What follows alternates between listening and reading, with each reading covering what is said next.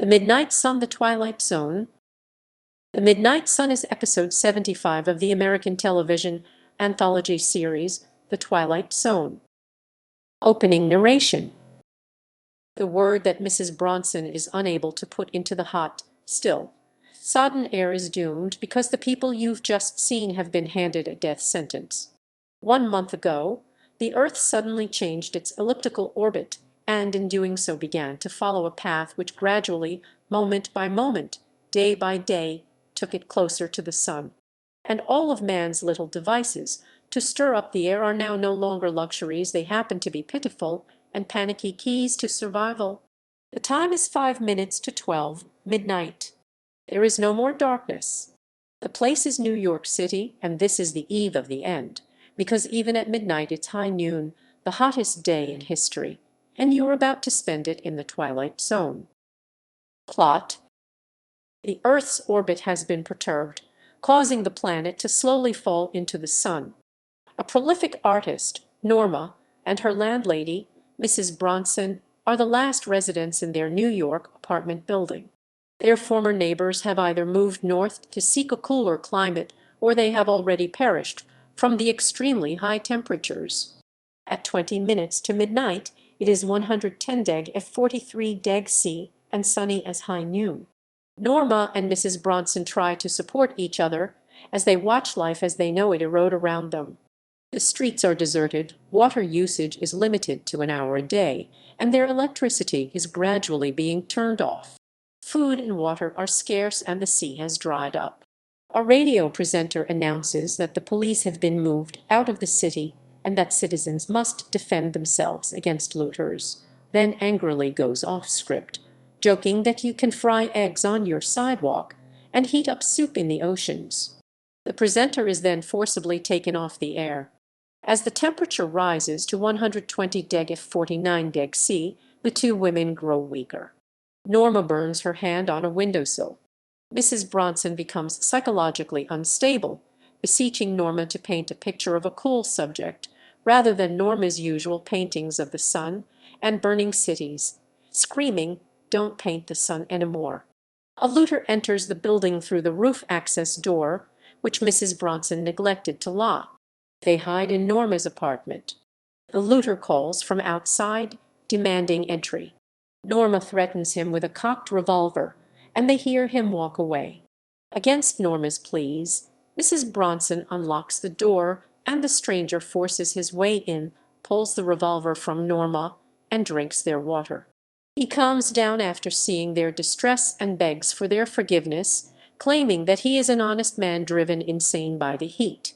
He throws away the revolver and describes the recent death of his wife and newborn child. He begs for forgiveness until Norma acknowledges him with a nod. He then leaves the apartment building. In an attempt to console Mrs. Bronson, Norma shows her an oil painting of a waterfall cascading into a lush pond. Mrs. Bronson deliriously claims that she can feel the coolness and delightfully splashes in the imaginary waters before dying from heat stroke. Norma sits in shock as the thermometer surges past 130°F54°C and shatters. The paint on Norma's oil paintings begins to melt before her eyes. She screams and collapses. The scene cuts to the same apartment at night with heavy snow outside the windows. The thermometer reads 10°F23°C. Norma, who has been bedridden with a high fever, is being cared for by a doctor and Mrs. Bronson. The Earth moving closer to the sun is revealed to be only a fever dream, while in reality, the Earth is moving away from the sun, and the world's inhabitants are actually freezing to death. Closing narration.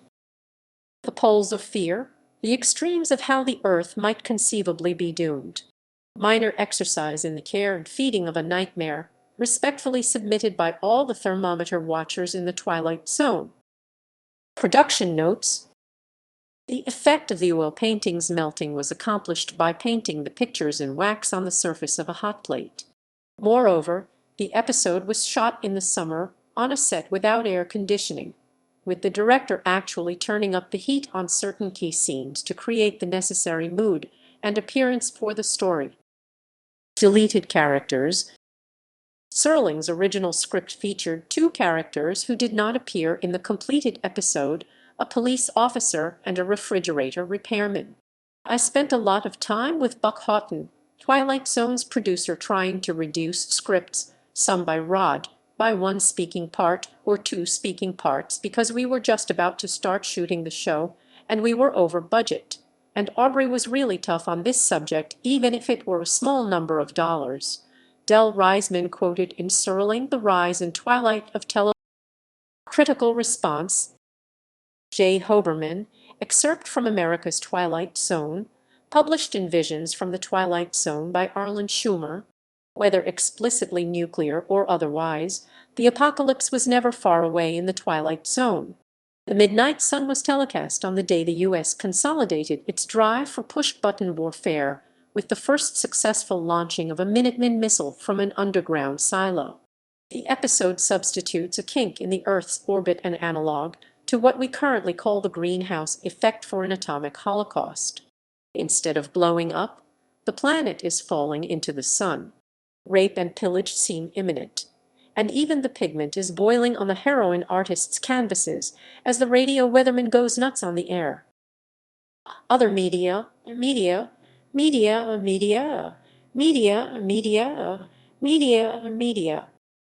The radio version of The Twilight Zone featured a modernized version of this episode starring Kim Fields. In 2009, the original episode was adapted as a graphic novel, Rod Serling's The Twilight Zone, The Midnight Sun, by Mark Neese and Anthony Spey.